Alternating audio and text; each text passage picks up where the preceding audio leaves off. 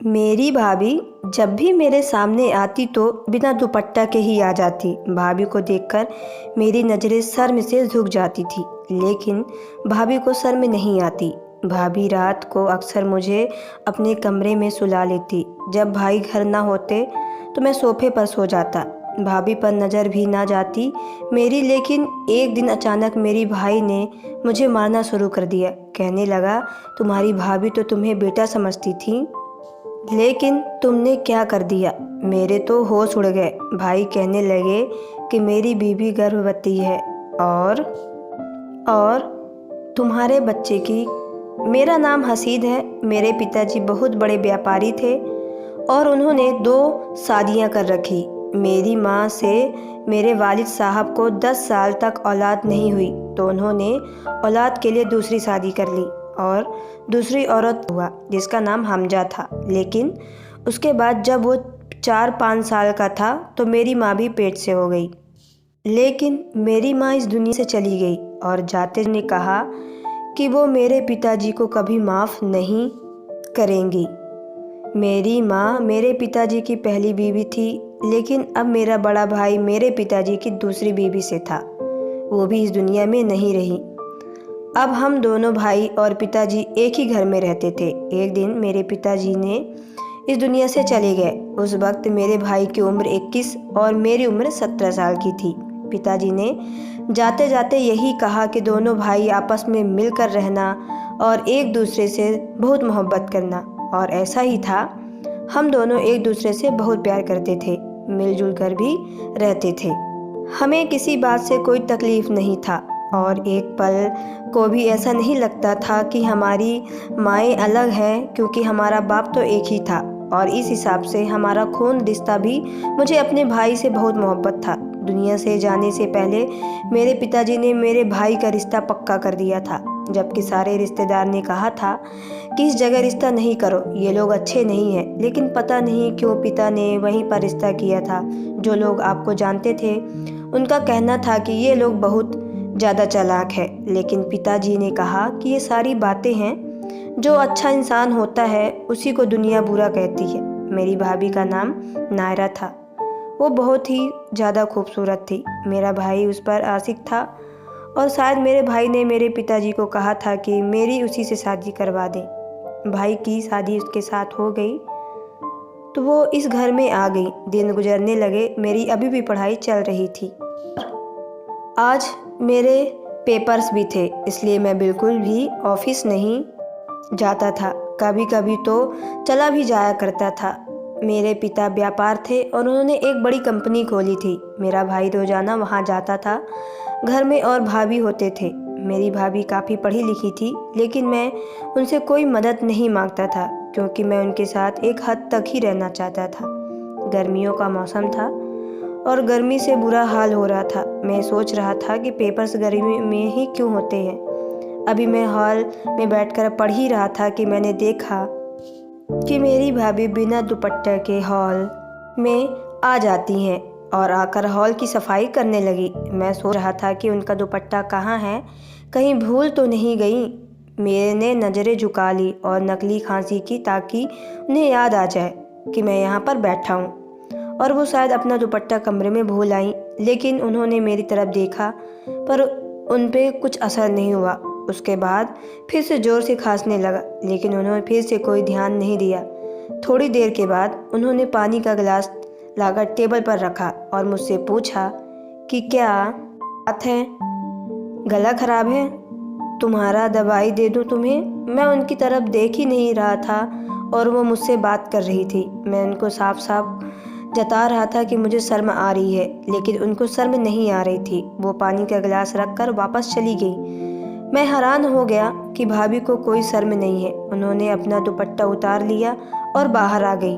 क्या उनको अजीब नहीं लगता कि घर में उनका एक देवर भी रहता है? ठीक है, हमारे दिल में कोई ऐसी बात नहीं है, लेकिन इंसान को खुद को अजीब लगता है। हमारे देश में अभी भी लड़कियां दुपट्टा सर पर ही रखती हैं। इस तरह का कोई रिवाज नहीं, कोई फैशन नहीं है अब यहाँ कि हर घर की जीनत बन जाए। और मेरी भाभी का वजूद भी इतना भारी भरकम था कि उनको तो अपने आप में छुपा कर रखना चाहिए था।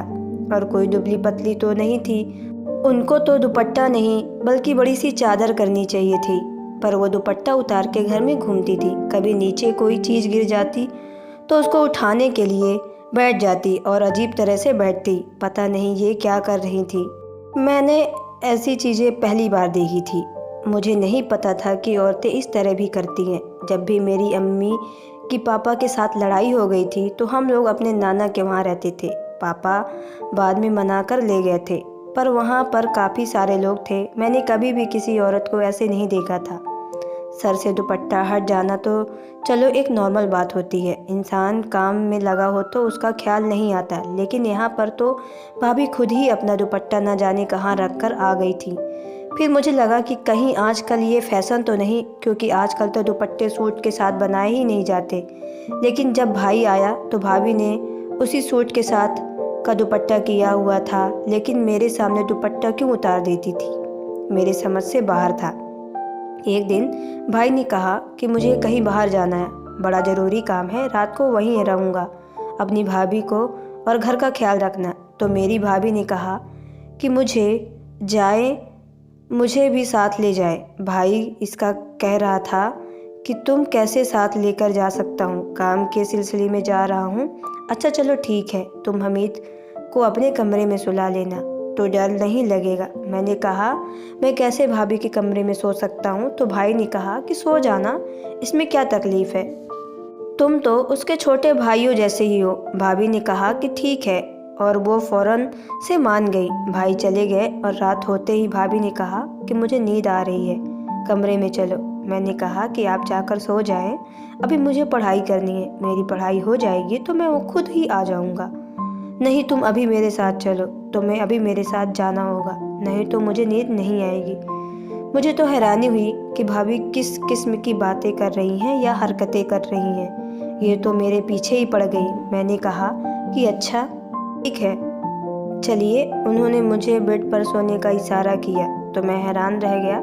मैंने कहा कि नहीं, मैं यहाँ नहीं सो सकता। उसने कहा कहाँ पर तुम्हें सोना है, यहीं पर सो जाओ, तो इतना बड़ा बेड है, साइड में होकर सो जाओ। मैं उनके कहने पर साइड में होकर लेट गया, लेकिन जब वो सो गई तो उठ के जाके सोफे पर सो गया। छोटा था सोफ़ा, बट सोने के मामले में ठीक नहीं था, लेकिन बैठने के काबिल था, क्योंकि मेरी मजबूरी थी।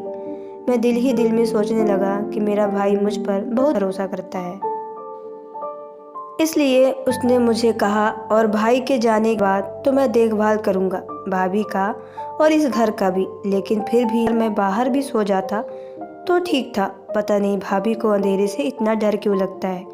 कुछ लोग होते हैं जिनको अंधेरे से बहुत डर लगता है, इतना डर कि वो उसको बर्दाश्त नहीं कर सकते। शायद भाभी के साथ भी यही तकलीफ़ था। मैं भी सो गया। मैं कैसे भी भाभी के बिस्तर से पर सो सकता था, पर मेरी भाभी की ये सारी बातें नॉर्मल क्यों लग रही थी। क्या उनको देखकर भाभी के रिश्ते का कोई एहसास नहीं था? ये तो आग और पानी का रिश्ता होता है। दिन इसी तरह गुजरने लगे। मेरी भाभी पूरा दिन घर में बिना दुपट्टे के फिरती। मैं सोचने लगा कि मैं क्या करूं। मुझे भाभी को किस तरह की बात बतानी होगी, नहीं तो मैं अपने घर से सर झुकाकर कब तक फिरता रहूँगा। एक दिन वो खाना बना रही थी, मैंने नज़रें झुकाई हुई थी। मैंने बात करने गया तो मैंने कहा भाभी आप दुपट्टा कर लिया करें, यूँ अच्छा नहीं लगता, कोई आएगा तो क्या सोचेगा। तो मेरी भाभी ने कहा कि मुझे बहुत ज़्यादा गर्मी लगती है, मुझे सारे घर के काम करने होते हैं, ये 2 गज का दुपट्टा करके घर में काम करना कोई आसान बात नहीं है। तुम्हें करना पड़े तो तुम्हें क्या चलेगा कि कितनी मुश्किल हो जाती है कि मैं इस तरह का काम नहीं कर सकती। अपने भाइयों से कहो कि कोई नौकरानी रख दे तो मैं दुपट्टा करके एक साइड में आराम से बैठ जाऊंगी। वैसे बात तो मुझे ठीक ही लग रही थी, लेकिन जब मैंने भाई से बात की तो उन्होंने कहा कि 3 लोगों के लिए कौन सी नौकरानी रखता है, तुम भी अपनी भाभी के साथ मिले हो। भाई ने ये बात हंसी में उड़ा दी, लेकिन दरअसल उसके पीछे कोई और वजह थी। उसके बाद भी भाई अक्सर काम के लिए रात को कहीं जाया करते, लेकिन हमारा तो इस तरह का कोई काम ही नहीं था। सुबह तो ऑफिस 9 बजे, लेकिन शाम को 5 बजे तक ही होता था, उसके बाद बंद हो जाता था। रात को भी कौन काम करता है। भाई कहता था कि मैं दूसरे शहर में ऑर्डर लेने जा रहा हूँ, लेकिन यह काम करने के लिए हमने 2 लोग रखे हुए थे, क्योंकि ये भाग दौड़ वाला काम था। भाई को खुद जाने की क्या ज़रूरत थी, लेकिन समझ नहीं आ रहा था कि मैं क्या करूं। भाई चला जाता तो भाभी बहुत जिद करती थी। जब भी भाई घर पे नहीं होता तो भाभी अजीब सी हो जाती थी, बार बार कहती कि मेरे कमरे में आकर सो जाओ, लेकिन मैं नहीं सोता था, मैं सोफे पर ही सो जाता था। इस बात पर सुबह वो मुझसे सवाल ज़रूर करती थी कि सोफे पर क्यों सो गए, बेड पर सो जाने तो क्या हो जाता, छोटा सा सोफ़ा, उस पर सोते रहते हो, तुम्हारी कमर में दर्द हो जाएगी। एक दिन मैंने अपनी भाभी की बातें सुनी तो मैं हैरान रह गया। वो शायद अपनी किसी सहेली से बात कर रही थी और बात मेरे बारे में कह रही थी। भाभी कह रही थी कि बड़ा ही खूबसूरत है। कसम से मेरा वाला तो बिल्कुल भी खूबसूरत नहीं। बड़े भाई कहाँ खूबसूरत होते हैं, उनकी जिम्मेदारियाँ बहुत होती हैं। अक्सर छोटे भाई ही खूबसूरत होते हैं, क्योंकि वो अपना बहुत ख्याल रखते हैं। अगर मुझे पता होता तो मैं उससे शादी ही नहीं करती। यार अब क्या कर सकते थे, अब गुजारनी पड़ेगी, लेकिन इसको देखकर मैं अपनी आंखें ज़रूर सेक लेती हूँ। कसम से बड़ा हसीन है। अच्छा तुम्हारी शादी करवा दूँ उससे भी? तुम मेरी अच्छी दोस्त नहीं हो। मैं तो उसके साथ अपनी बहन की भी शादी नहीं करवाऊँगी, बल्कि मैं कहती हूँ कि इससे शादी ना ही रहो तो, नहीं तो मैं ऐसे कैसे बर्दाश्त करूँगी, मेरी भाभी ने कहा और जोर ठहाका लगा। ये तो भाभी किस किस्म का बेहुदा बातें कर रही थी। ये बात तो बिल्कुल तय है कि वो भाई के बारे में इस तरह सोचती। क्या उनको भाई से मोहब्बत नहीं थी? पर मैंने तो सुना था कि इन दोनों की तो पहले से मोहब्बत थी और ये शादी से पहले एक दूसरे से बात भी किया करते थे। शायद तभी हमारे सारे रिश्तेदार कहते थे कि इस खानदान से रिश्ता ना कर, ये लोग बहुत ठीक नहीं है। मुझे एक बार पापा की डायरी मिल गई जिसमें लिखा हुआ था कि वो अपने किए पर बहुत शर्मिंदा है। उन्होंने लिखा था, मेरी ज़िंदगी की सबसे बड़ी गलती यह थी कि मैंने अपनी बीवी को ज़्यादा वक्त नहीं किया और दूसरी शादी करके उसके साथ बेवफाई कर दी, जबकि वो बाँझ नहीं थी। शायद कुदरत की तरफ से देर हो रही थी, फिर भी मैंने इंतज़ार नहीं किया। वो मुझसे नाराज़ होकर अपने घर वालों के पास चली गई। वो मेरी पहली बीवी है, पहली मोहब्बत है। ठीक है कि अब मैं अपनी दूसरी बीवी को भी नहीं छोड़ सकता, लेकिन उसके साथ भी रहना चाहता हूँ। मेरे दिल में बहुत ज़्यादा मलाल है और उन्होंने ये भी लिखा कि इस मलाल को ख़त्म करने के लिए मैं कुछ भी नहीं कर सकता हूँ और मैं इस कुछ ना कुछ ज़रूर करूँगा। मैं अपनी बीवी के शिकवे ज़रूर दूर करूँगा। मुझे भी अपना पाने के लिए अफसोस था, इससे उनकी गलती नहीं थी। इंसान जल्दबाज होता है और वो इसी तरह के घर निकल जाता है। एक दिन घर में ही मौजूद था कि मेरी भाभी अचानक से वहाँ आ गई। उन्होंने बहुत ही खूबसूरत जोड़ा पहन रखा था, लेकिन यह जोड़ा उनके बदन में बिल्कुल चिपका हुआ था। कहने लगी, बताओ मैं कैसी लग रही हूँ? उन्होंने तो मेरे सामने घूमना शुरू कर दिया। मैंने कहा, भाभी आप अच्छी लग रही हैं, लेकिन ये मुझे अपने पति को क्यों नहीं दिखाती हैं? तो कहने लगी, तुम्हारे भाई को तो बिल्कुल भी किसी चीज़ की तमीज़ ही नहीं है। उनको तो जो भी पहन दिखा दो कहते हैं ठीक ही लग रही हो। उसे तो औरत की तारीफ़ करने भी नहीं आती। मैंने कहा कि भाभी मुझे तारीफ़ करने अच्छी नहीं आती, वैसे भी तो मेरी ज़िंदगी में कोई औरत नहीं है। भाभी ने कहा कि अच्छी बात है कि तुम्हारी ज़िंदगी में बीबी बहुत खुद किस्मत होगी। मैंने कहा कि भाई की ज़िंदगी में भी पहली कोई लड़की नहीं थी, आप ही खुद किस्मत हो। तो उसने कहा, हाय मैं कहाँ से खुद किस्मत हूँ, बस छोड़ो। कभी कभी तो मेरा दिल करता है कि मैं भाभी को सीधा सीधा कह दूँ कि आप ये किस किस्म की हरकत कर रही हो। क्या उनको किसी ने कुछ सिखाया नहीं था? क्या उनके घर वाले माँ ने कुछ नहीं सिखाया था, तमीज़ सिखाई हो? लेकिन फिर सोचा कि भाई नाराज़ हो जाएंगे। एक रात मैंने बहुत ज़्यादा पढ़ाई की, भाई घर पर नहीं थे। भाभी ने कहा, कमरे में आकर सो जाओ, और कमरे में जाकर सो गया।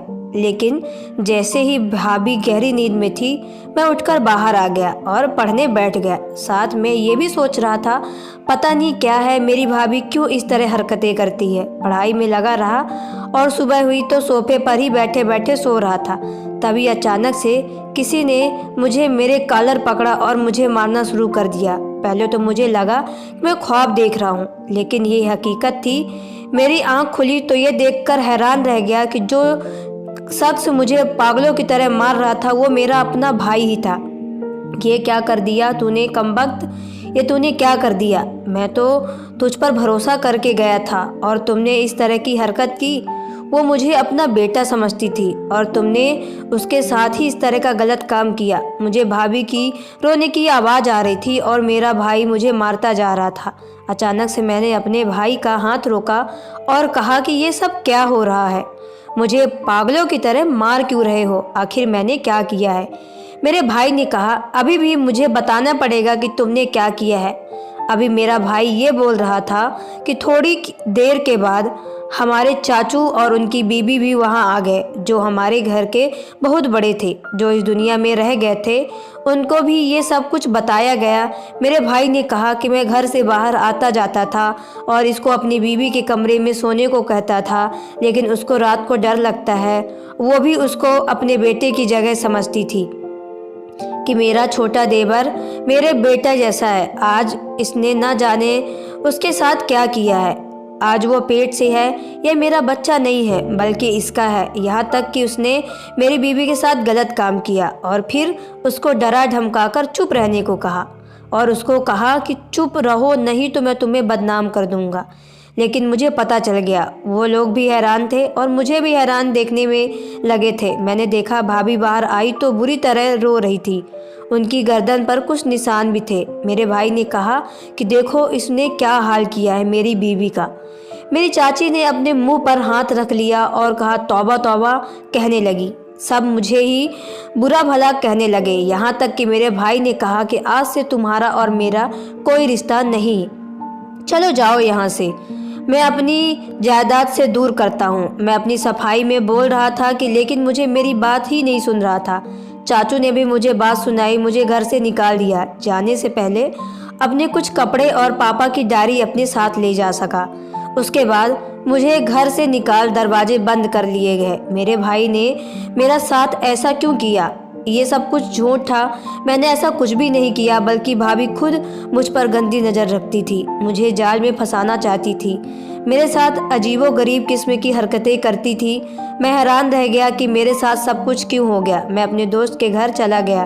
वो काफ़ी अमीर था, उसको मेरे घर में रखने से कोई तकलीफ़ नहीं था, लेकिन मुझे तकलीफ़ था कि मेरे साथ ये सब क्यों किया गया। मैंने भाई को फ़ोन करने की कोशिश भी की, लेकिन मेरा भाई फ़ोन भी नहीं उठा रहा था। मेरे सारे रिश्तेदार मुझे भी बातें सुना रहे थे। एक दिन मुझे कोर्ट की तरफ से नोटिस मिला जिसमें लिखा था कि मैं खुद अपनी मर्ज़ी से जायदाद से अलग होता हूँ, क्योंकि मैंने कोई गलत काम किया ही नहीं और अब मैं कभी भी अपनी जायदाद का मुताबला करने की काबिल नहीं रहूँगा। मुझे बहुत गुस्सा आया। मैंने लगता था कि सब कुछ जायदाद के लिए किया गया है, इसलिए मैंने इस कागज़ का साइन करके वापस भेज दिया। लेकिन भाई को क्या हुआ, ये सब उन्होंने क्यों किया, ये बात मेरी समझ से बाहर थी। एक दिन मैंने अपने पापा की डायरी पढ़ी। उन्होंने आधी डायरी में ही लिखी हुई थी, आगे सारे पन्ने खाली थे। शायद उनके लिखने का समय नहीं मिली, लेकिन अचानक से जब मैंने पन्ने की आगे करने लगा तो एक लिखावट दिखाई दी। बीच में कुछ पन्ने खाली थे, लेकिन आगे से फिर भी कुछ लिखा हुआ था। शायद पापा को आखिरी अल्फाज को डायरी में लिखा था कि मैंने अपनी पहली बेबी और उसके बेटे के साथ अच्छा नहीं किया, इसलिए हर्जाने के तौर पे मैं अपने छोटे बेटे को, जो कि मेरा बेटा यानी मेरी पहली बीबी से मेरी पहली औलाद, उसको सारी जायदाद का मालिक बनाकर जाऊंगा, क्योंकि ये उसका हक बनता है और शायद इसी तरह मेरा गुनाह कम हो जाएगा। ये देखकर मेरे कदमों तलों से ज़मीन निकल गई। मैं हैरान रह गया, परेशान रह गया। अब मुझे समझ आया कि शायद सब कुछ भाई ने इसलिए किया कि अपनी बीवी के साथ मिलकर उसने साबित कर दिया कि मेरा भाई सगा भाई नहीं था। हमने खून तो एक ही बाप का था, लेकिन हमारी माँओं का खून अलग था और उसने यह बात साबित कर दी क्योंकि मैं सारी जायदाद का मालिक था। लेकिन वो कागज़ जो मैंने साइन किया उसके बाद कुछ भी कर नहीं सकता। मैं वकील के पास गया तो वकील ने भी कहा कि आप कुछ नहीं कर सकते क्योंकि आपने खुद दस्तखत किए हैं कागज़ पे। मैंने वहाँ से वापस आते हुए सोचा था कि जायदाद तो आज ही कल ख़त्म हो जाएगी, लेकिन मैंने अपने भाई से जितनी मोहब्बत की थी, उसे अपना बड़ा भाई, अपनी फैमिली, अपना सब कुछ समझा था, उसने मुझे कितना बड़ा धोखा दिया। क्या कर लेगा वो पैसों का? क्या वो पैसे एक भाई को खरीद पाएगा? तो उसने एक दिल से उसके करीब था। मुझे कहीं से कोई इंसाफ नहीं मिला। मैं अपने दोस्त के घर रहा, फिर अपनी पढ़ाई पूरी की, फिर मुझे बहुत अच्छी नौकरी मिल गई जिसमें मुझे रहने के लिए एक घर और एक गाड़ी मिल गई, और उसे ऑफिस में से एक लड़की के साथ मैंने शादी कर ली। और जब मैं अपने घर में खुश हूँ, उन लोगों के बारे में मुझे नहीं पता था कि वो कहाँ हैं, क्या कर रहे हैं। मैंने कभी उनकी खबर भी नहीं ली, लेकिन मुझे बदनाम करके उन्होंने अच्छा नहीं किया। मैंने अपने भाई को उस डायरी की तस्वीर भेजी थी ताकि उसे पता चल जाए कि मुझे सारी बात पता चल गई है। अब अल्लाह ही इंसाफ करेगा, और अल्लाह का इंसाफ बेहतरीन इंसाफ होता है। आपको ये कहानी कैसी लगी कमेंट बॉक्स पे ज़रूर बताएं। अगर आप मेरे चैनल पर नए हो तो चैनल को सब्सक्राइब जरूर कर लें, क्योंकि मैं ऐसी ही कहानी आप लोगों के सामने पेशकश करती हूँ। तो चलिए मिलते हैं नेक्स्ट वीडियो पे। Okay bye, take care.